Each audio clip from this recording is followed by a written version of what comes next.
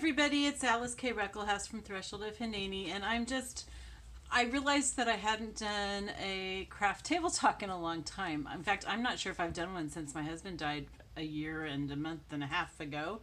And I know he really liked them. I was thinking about how he used to really enjoy that I did that, and I thought I should start doing these again. So I'm gonna do one. I'm working on a music journal right now, but I'm not gonna talk about that. I'm just gonna talk about what's on my mind. That's what I always did for these things. So what I thought that I would tell you about is a new thing that I'm doing for my YouTube channel. Oh, look at this! Isn't this pretty? I like that. I just made that. I'm starting a video series called Pursuing Passion. And what I want to do is I want to interview people. I want to interview you. I would like to interview people who are just normal, everyday people like you and me. Okay? And not, I might interview some well-known people. I have a couple friends who are fairly well-known, and I don't want to leave them out. But the point of this is to interview people who are normal. And I want to talk to you about your passions. Not that my well-known friends are abnormal, but you know what I mean. I want to talk to you about your passions, what you do, what you're really passionate about, what you get excited about. And it may be something that you do that involves other people. It may be something you do completely by yourself. Whatever. And it doesn't have to be a big deal either, but if it excites you, then that's what I want to interview you for. And the reason I want to do this is because, well, for one thing, I like introducing people to each other. And so this is kind of a way for me to introduce you to the world. Yeah, I have my whole 360 subscribers, so yeah, you're not going to get famous from this. But I like introducing people. I like helping people get to know what's special about other people, and I think that this would be a really cool way to do it. I also want to inspire people. I think that people will be inspired by your passion. I think that some people will want to do whatever your passion is, and that's really cool. But mainly what I'm hoping is that people will see how you find the time to do what excites you, or just how you get about doing it, because the reality is that most of us think that we don't have time to do what we're passionate about, which is really sad, because the thing that you're passionate about is probably what you're gifted at. Am I shaking this? Am I making the camera shake? I hope not. And oftentimes the things that we take for granted because we love so much are the things that we're really supposed to be doing, and that's the thing that's supposed to benefit the world. And those are also the things that, because we enjoy them so much, and because we're good at them, or maybe we have to work really hard at it, but we enjoy that aspect of it, those are the things that are really good for our health. They're good to help us relax and everything, and bring our blood pressure down, and all that good stuff. And so, for me, okay, so I have a lot of passions, but one of my passions is making these junk journals. And when I sell them, I probably don't even make $1 an hour from selling them, seriously, you guys. But it helps me to pay for materials and everything so that I can make more. But it's something that's really relaxing to me. When I used to get stressed, when Bill was still around, he would sometimes say, you need to go spend some alone time with your sewing machine. And so that was when I'd go and I'd work on my junk journals. And sometimes he would come sit in here with me, and he'd sit in a chair and read. But usually he just stayed in the kitchen, and we'd text each other. It was kind of funny. We were in the same house, but we're texting each other. We had to stay connected all the time. We didn't go for half an hour without communicating with each other. But I know some of you think that's totally insipid, but oh well, we really loved each other. What was I saying? So he would send me to come have alone time with my sewing machine, and that did really help me to be less stressed. And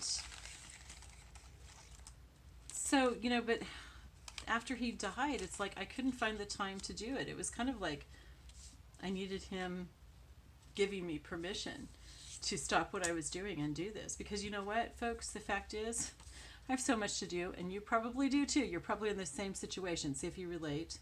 I have so much to do that I'll never be done. You know, I will never have free time unless I take it. And I don't have anybody to give me permission to do that anymore. I don't have Bill to send me to spend alone time with my sewing machine. I have to do that for myself. So what I started doing, because I actually had, I think I had a little bit of a physical breakdown. I had just been like, you know, working all the time on stuff, and a lot of it was stuff that I really enjoyed, but I wasn't really taking time to just like relax and rejuvenate or anything. And so I went on a trip that was actually kind of relaxing, and I came back, and for about 2 weeks I taught my classes in the morning for VIP Kid, and then otherwise, and I took care of my animals, but other than that, I slept and I ate a ton because I was absolutely famished. But I lost 14 pounds, which is crazy. I know that sounds like a wonderful diet, but when you're losing weight unintentionally, even if you need to, like I do, it's not a good thing. So, yeah, but anyway, so I'm doing better now, but I think it was just like stress and everything. And so I've started setting my alarm for 6:30 each night, and making sure that I stop when the alarm goes off, and stop and take the time to go and work on my junk journals or some other craft. You know, I have to stop and have alone time with my sewing machine, which is kind of honoring my husband too. Which I guess is my way of giving myself a good excuse, because I still feel too guilty to take care of myself, which is kind of stupid. And that's something I really need to work on, because there isn't anybody else to take care of me. So anyway, so I'm hoping that this series will encourage people and help them find the time to pursue their passions, because yeah, our passions are really, really important. Not just important to us. I think that they're important to the world. You might not put your thing out there, but maybe pursuing your passion relaxes you enough that you can do the other work that you're supposed to do. Or it might be something that just, you know, that maybe it is something that contributes something great to the world. You know, my journals, which are one of my passions, you know, whoever gets it is, first of all, they're going to enjoy how beautiful they are. And secondly, they're going to write in it. And goodness, if I'm encouraging somebody to journal, that's like really, really important to me. So they're going to be leaving a legacy to their family or to others to see their thoughts. And maybe they're not thoughts that they think are worth sharing, but they probably are.